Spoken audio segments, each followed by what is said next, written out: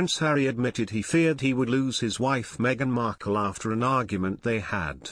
Prince Harry has opened up about his life this week, admitting his workload and commitments often leave him feeling burned out. The Duke of Sussex said he still has hard days but is schooled by the universe. During a chat with US company Better Up, he added that he wants to see bosses give employees time to build their mental fitness. Harry continued, "Some days are great, some days are really hard. I'm always kicking myself, if you'd have done this, which you know works for you, you wouldn't be in this state now. It's work, but of all the work that's pulled towards us, it's the most fulfilling work, apart from being a dad." Harry and Meghan Markle left the royal family life behind in 2020, and now live in California with their 2 children Archie and Lilibet. The Sussexes have been a strong couple throughout their royal struggles, but Harry revealed one moment where he feared he could lose Meghan. Speaking in May 2021 Apple TV Plus docuseries with Oprah Winfrey, The Me You Can't See, he opened up about his mental health struggles. He said, "I saw GPs. I saw doctors. I saw therapists. I saw alternative therapists. I saw all sorts of people, but it was meeting and being with Meghan. I knew that if I didn't do the therapy and fix myself that I was going to lose this woman who I could see spending the rest of my life with." The Duke, who has been candid about his mental health in the past, spoke about the turning point for himself, saying, "There was a lot of learning right at the beginning of our relationship.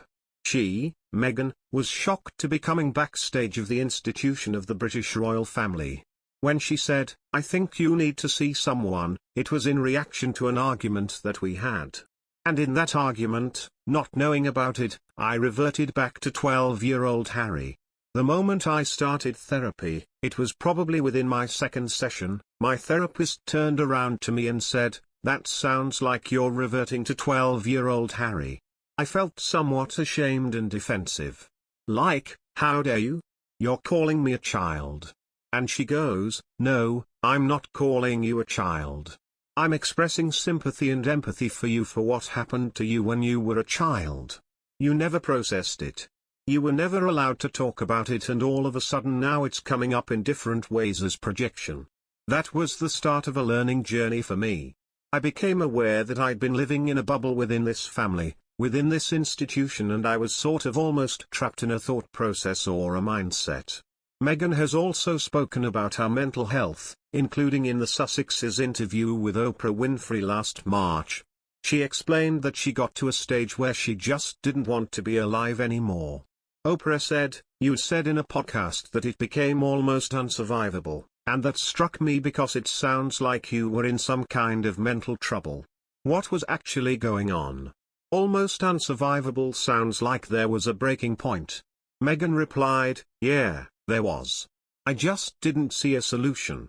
I would sit up at night, and I was just like, I don't understand how all of this is being churned out, and again I wasn't seeing it, but it's almost worse when you feel it through the expression of my mum or my friends or them calling me crying just like, 'Meg, they're not protecting you.' And I realized that it was all happening just because I was breathing.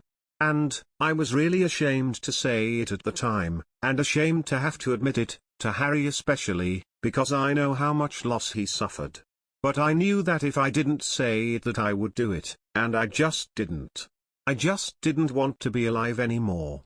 Prince Harry has opened up about his mental health, but has received criticism for his comments.